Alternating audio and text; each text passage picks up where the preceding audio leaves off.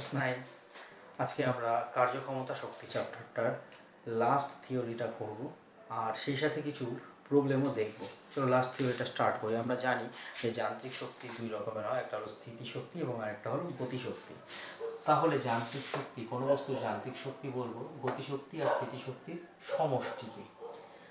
তাহলে যান্ত্রিক শক্তি যদি ই হয়, গতিশক্তি তো ই কে, স্থিতিশক্তি তো ইপি, তাহলে বলতে পারি E equals to E K plus E P.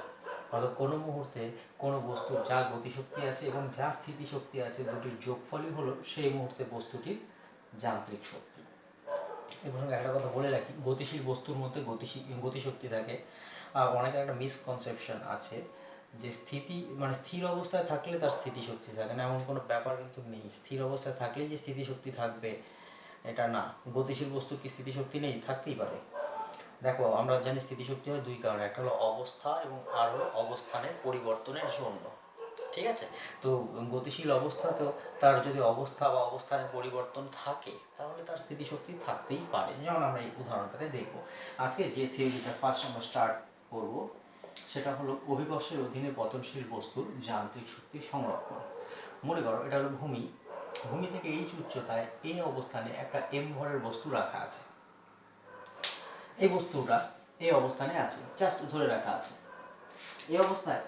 এই অবস্থানে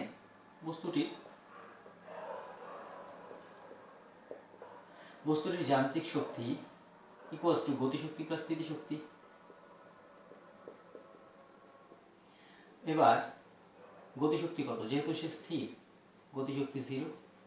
স্থিতিশক্তি কত? স্থিতিশক্তি এম জি ইন্টু হাইট হয়, হাইট এইচ। তো এই অবস্থানে তার মোট যান্ত্রিক শক্তি ই সাফিক্স এ দিয়ে নিচ্ছি equals to M G H থাকলো। এই অবস্থানে তার মোট যান্ত্রিক শক্তি। এবার এখান থেকে বস্তুটিকে ছেড়ে দেওয়া হলো। তো নিচে পড়ার কোনো এক মুহূর্তে সে বি অবস্থানে আছে, কোনো এক মুহূর্তে। এবার বি অবস্থানে কিন্তু সে স্থির নেই, গতিশীল। তো কোন একটা মুহূর্তে তো বিতে থাকবে, বি পজিশনটা ক্রস করবে। যে মুহূর্তে ও বি পজিশনে থাকবে তখন ওর বেগটাকে আমরা ধরে নিচ্ছি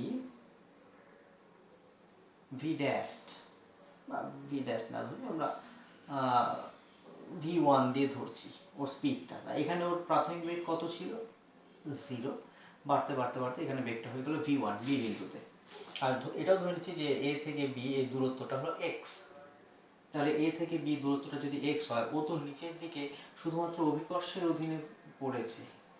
আর অভিকর্ষের অধীনে যদি কোনো বস্তু নিচের দিকে পড়ে তাহলে তার ক্ষেত্রে ত্বরণটা অভিকর্ষজ ত্বরণ হয়। তাহলে এ থেকে বিতে পতনকালে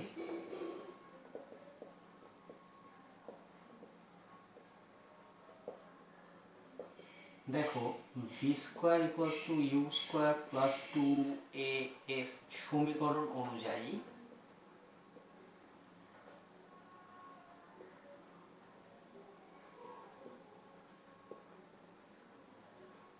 কি লেখা যায়? ভি কত?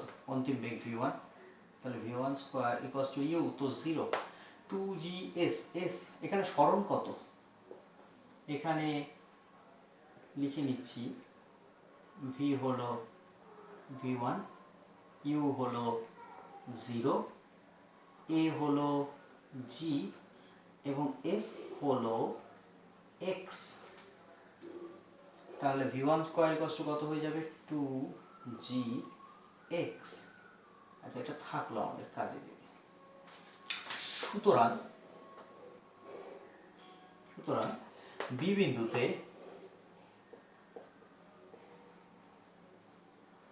মোট যান্ত্রিক শক্তি কত হচ্ছে?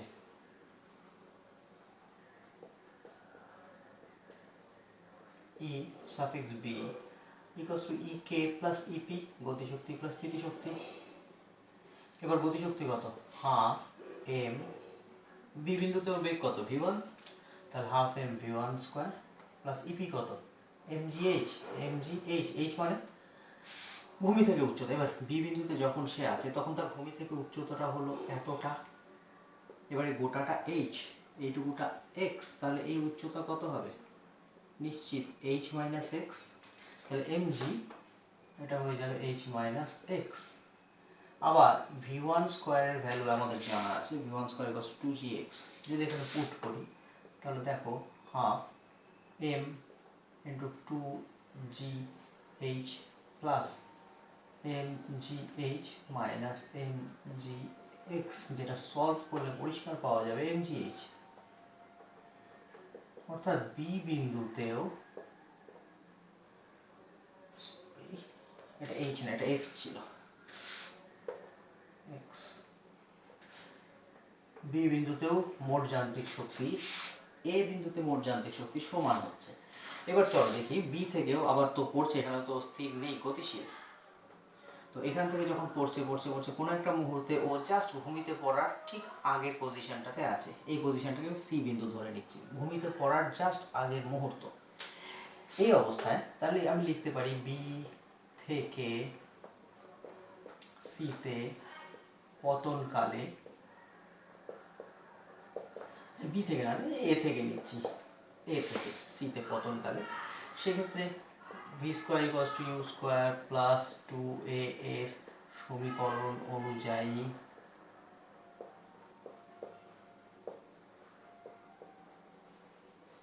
কি হচ্ছে, এই সমীকরণ অনুযায়ী ভি কত, অন্তিম বেগ, এখানে ধরে নিচ্ছি ওর অন্তিম বেগ হলো ভি। তাহলে V square equals to U starting A point, U তো 0 প্লাস 2, এটা জি। এবার এসটা কত, এখানে ভি তো ভি, ইউ হলো 0, জিটা হলো এ, এবং এখানে সরণ কত হলো, এখান থেকে এখানে আসা মানে সরণ হওয়া হলো এইচ, তার মানে এসটা হলো এইচ। যদি বসাই তাহলে যেটা পাচ্ছি V square equals two 2gh। সুতরাং সি বিন্দুতে মোট যান্ত্রিক শক্তি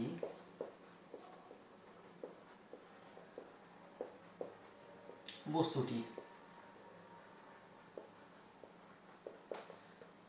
E suffix c equals to ek plus ep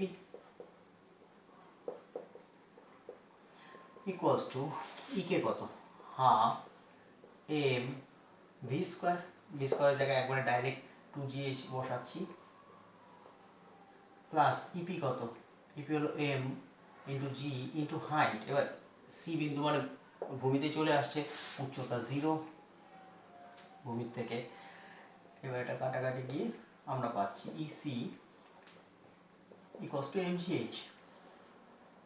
তাহলে কি দেখলাম আমরা, অভিকর্ষের অধীনে যখন কোনো বস্তু গতিশীল হয় নিচের দিকে পড়ে, বা এটা কিন্তু ওপরের দিকে ওঠার ক্ষেত্রেও প্রমাণ করা যায়। এটা তো নিচের দিকে পতনকালে হলো, ওপরের দিকে ওঠার ক্ষেত্রেও প্রমাণটা তোমরা করে নিতে পারো।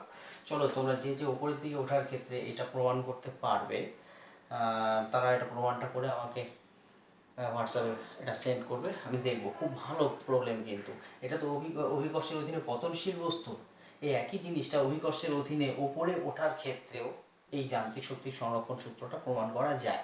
আচ্ছা দেখো, আমরা যেটা দেখলাম এই পয়েন্টে মোট যান্ত্রিক শক্তি যা, বি পয়েন্টে মোট যান্ত্রিক শক্তি তা, সি পয়েন্টেও মোট যান্ত্রিক শক্তি তাই। অর্থাৎ অভিকর্ষের অধীনে যখন কোনো বস্তু নিচের দিকে পড়তে থাকে তখন যে কোনো পজিশানে তার মোট যান্ত্রিক শক্তি সবসময় একই থাকে। যত নিচের দিকে পড়ছে উচ্চতা কমছে, তার মানে তার স্থিতিশক্তি কমছে, কিন্তু স্পিড বাড়ছে, অর্থাৎ তার গতিশক্তিটা বাড়ছে। আর এটা যদি আমরা উল্টাটা করতাম, অর্থাৎ নিচ থেকে ওপরে ওঠার সময় যত ওপরে উঠবে ওর স্থিতিশক্তি বাড়বে, গতিশক্তি তত কমবে, কিন্তু মোট যান্ত্রিক শক্তি একই থাকবে। এটা হয়ে গেল আমাদের 3 নম্বরের প্রশ্ন, যে অভিকর্ষের অধীনে পতনশীল বস্তুর যান্ত্রিক শক্তি সংরক্ষিত থাকে, এটা প্রমাণ করো। 3 নম্বরের প্রশ্ন, এটা এটুকুই অ্যান্সার।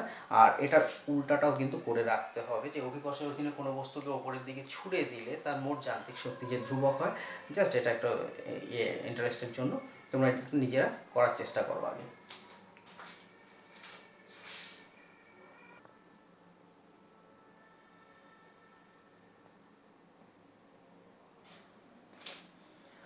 আমরা যে থিওরিটা করলাম সেই থিওরির উপরই একটা প্রবলেম দেখো এখানে দেওয়া আছে।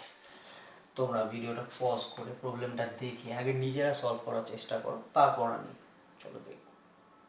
চলো চেষ্টা করা হয়ে গেছে, আশা করি পেরেছো। তবু আমি এটা দেখাচ্ছি প্রবলেমটা কি, কিন্তু রিভার্স প্রবলেমটা, অর্থাৎ নিচের দিক থেকে একটা বস্তুকে ওপরের দিকে ছুড়ে দেওয়া হলো, সোজা ওপরের দিকে। যখন ছুড়ে দেওয়া হলো নিচে ভূমিতে, তার গতিশক্তি কত ছিল? তার গতিশক্তি ছিল 20 জুল। এবং যেহেতু নিচে আছে তার মানে ওর স্থিতিশক্তি কত? স্থিতিশক্তি হলো 0। তাহলে মোট যান্ত্রিক শক্তি কত হলো? 20 + 0 = 20 জুল। ওকে, এবার সে উপরের দিকে যাচ্ছে যাচ্ছে যাচ্ছে। আমরা জানি যত উপরে উঠবে সে মন্দন সহ উঠতে থাকবে, তার বেগ কমতে থাকবে। একটা সময় সর্বোচ্চ অবস্থানে আসলে তার বেগ কত হয়ে যাবে? 0। তার বেগ যেহেতু সর্বোচ্চ অবস্থানে 0 হয়ে যাবে, তার মানে সর্বোচ্চ অবস্থানে তার গতিশক্তি কত হতে হবে? নিশ্চিত 0। যদি গতিশক্তি 0 হয় তাহলে স্থিতিশক্তি কত হতে হবে? মনে রাখতে হবে এখানেও কিন্তু মোট যান্ত্রিক শক্তি এটাই হবে 20 জুল। তাহলে পরিষ্কার সর্বোচ্চ অবস্থানে গতিশক্তি যদি 0 হয় তাহলে স্থিতিশক্তিও হতে হবে 20 জুল, কারণ মোটটা তো 20 জুলই হবে। এবং আরেকটা প্রশ্ন আছে, 1 নম্বরটা হয়ে গেল, এটা 1 নম্বর। 2 নম্বরটা বলা ছিল যে অর্ধেক উচ্চতা, অর্ধেক উচ্চতা মানে এখানে। এবার অর্ধেক উচ্চতায় গেলে পরে তার গতিশক্তি কত হবে আমি জানি না, তবে স্থিতিশক্তি পরিষ্কার হবে হলো সর্বোচ্চ অবস্থানে, সর্বোচ্চ উচ্চতায় যে স্থিতিশক্তি তার অর্ধেক, কারণ সর্বোচ্চ উচ্চতার অর্ধেক উচ্চতা, তার মানে এটা 20 জুল হলে এটা হবে পরিষ্কার 10 জুল। এটা যদি 10 জুল হয়, এখানেও তো মোট যান্ত্রিক শক্তি 20 জুল, তাহলে স্থিতিশক্তি কত হতে হবে? 10 জুল। সহজ প্রবলেম ছিল, তাই না?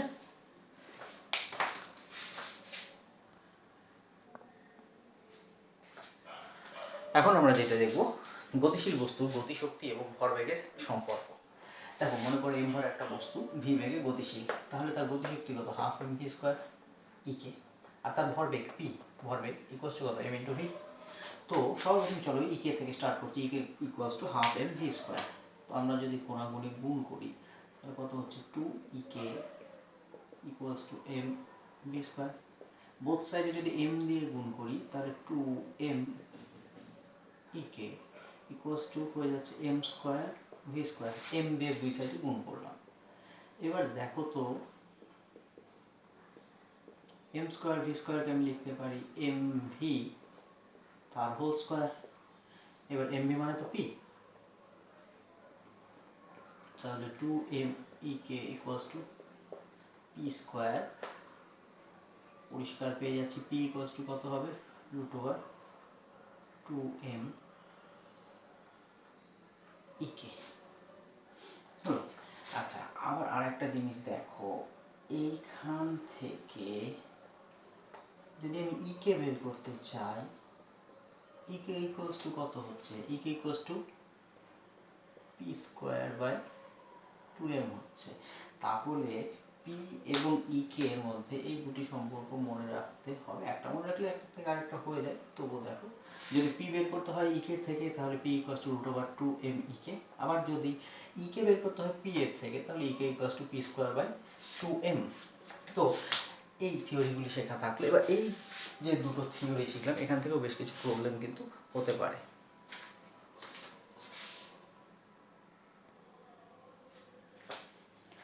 যেমন আমি বললাম যে অনেক প্রবলেম হতে পারে এই গতিশক্তি এবং ভরবেগের সম্পর্ক থেকে। তো দুটো প্রবলেম ওই টাইপের দেওয়া আছে এখানে। এবার এই দুটো প্রবলেম তোমরা আগে নিজেরা সলভ করার চেষ্টা করো, তারপরে আমার সলিউশনটা দেখো। চলো, সর্বপ্রথম আমরা 1 নম্বরটা সলিউশনের চেষ্টা করি। কোনো স্থির ভরের বস্তু, স্থির ভর অর্থাৎ ভরটা চেঞ্জ হবে না, তার ভরবেগ দ্বিগুণ করা হলো তার গতিশক্তির কী পরিবর্তন হবে? আচ্ছা বলছি, মনে রাখবে এই ধরনের প্রবলেমগুলোতে সাধারণত দুটো কেস হয়, কেস 1, কেস 2। যদি একটা বস্তুই থাকে তাহলে তার শুরুতে একরকম কন্ডিশন থাকবে ভরবেগ বা গতিশক্তির, এবং কেস 2তে তার ভরবেগ বা গতিশক্তির অন্য কন্ডিশন থাকবে। আবার যদি দুটো বস্তু থাকে তাহলে একটা বস্তুকে আমি কেস 1-এ ধরে নেব আর একটা বস্তুকে কেস 2-তে ধরে নেব। তাহলে এইভাবে প্রবলেমটা করতে মানে সুবিধা হয়। চলো একটু দেখো প্রসেসটা কি। যেমন এখানে একটা বস্তুকে নিয়ে কিন্তু প্রবলেম, আর 2 নম্বরটাতে দেখো দুটো বস্তু নিয়ে। চলো দেখো কী করছি। প্রথমে একটা বস্তু ছিল যার ভরবেগ দ্বিগুণ করা হলো, তার মানে শুরুতে এটা মনে করো কেস 1,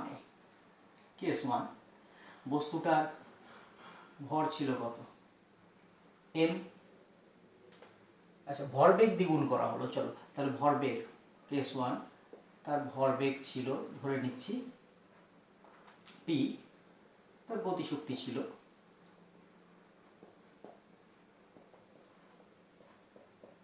কে। এবার যেটা হলো যে তার ভরবেগটা, এবার কেস টু, যদি এটা আর এটা হয় তাহলে আমার তো ভরবেগ এবং গতিশক্তির মধ্যে একটা সম্পর্ক জানা আছে। এখানে চাইছে কি, গতিশক্তি চাইছে, তাহলে গতিশক্তির রাশিমালাটা যায় যে E K equals to P square by 2m। এখানে এম হলো বস্তুটা ভর। এবার কেস টু, কেস টুতে তার ভরবেগ কত, তার ভরবেগ কিন্তু দ্বিগুণ করা হলো অর্থাৎ 2p। এবার তার গতিশক্তি কত হবে, তার গতিশক্তি হবে, যদি এবারে তার গতিশক্তিটাকে আমরা ই কে ড্যাশ দিয়ে ধরে নিই, তাহলে ই কে ড্যাশ ইকুয়ালস টু কত, পি স্কোয়ার বাই 2m, অর্থাৎ সেকেন্ড কেসের ভরবেগ, এটা কিন্তু ফার্স্ট কেসের ভরবেগ হবে না, সেকেন্ড কেসের ভরবেগ কত, 2p, তাহলে ভরবেগের স্কোয়ার বাই 2m। এখানে যদি ভরবেগ স্কোয়ার করি তাহলে 4 পি স্কোয়ার বাই 2m হচ্ছে। এবার দেখো পি স্কোয়ার বাই 2m তার ভ্যালু আমাদের জানা আছে, এটার ভ্যালু হলো ই কে, তাহলে ই কে ড্যাশ ইকুয়ালস টু কত হচ্ছে, 4 ইন্টু ই কে হচ্ছে, অর্থাৎ প্রাথমিক গতিশক্তির তুলনায় অন্তিম গতিশক্তি কত গুণ হচ্ছে, 4 গুণ। তাহলে আমাদের অ্যান্সারটা হবে 4 গুণ। সহজ ছিল খুবই। এটা আরও অনেকভাবে করা যায়, অনুপাত দিয়ে করা যায়, অনুপাত দিয়ে করাটা সবচেয়ে ভালো উপায় হবে। যত উঁচু ক্লাসে যাবে এরকম প্রবলেম অনুপাতে করার চেষ্টা করবে, সেটা আমি পরে কোনো এক সময় আলোচনা করবো। চলো 2 নম্বর প্রবলেমে চলে যাই। 2 নম্বর প্রবলেমটা, দুটি বস্তুর গতিশক্তি সমান, চলো ধরছি বস্তু 1, বস্তু 2, তাদের গতিশক্তি সমান, তার মানে ওদের গতিশক্তি ধরছি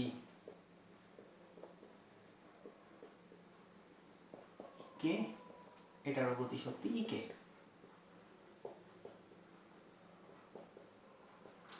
তাদের ভরের অনুপাত 9:4, তো ধরছি এটার ভর 9x, এটার ভর ধরছি 4x, 9:4 যেহেতু, তাদের ভরবেগের অনুপাত কি হবে, এবার এটার ভরবেগ আমরা ধরলাম p1, এটার ভরবেগ ধরলাম p2। এবার যেহেতু ভরবেগ দিয়ে প্রবলেম, এবার ভরবেগের ফর্মুলা কি, ভরবেগ ইকুয়ালস টু কত, ই কে root over 2 E K into M. ওকে, তো এখানে কত হচ্ছে, p1 রুট ওভার 2 ই কে, এমটা কত, এম হলো 9x ইন্টু 9x। ঠিক একইভাবে এখানে ভরবেগটা p2 ইকুয়ালস টু কত হবে, root over 2 E K into 4x। এবার আমাদের অনুপাতটা কত হবে, p1:p2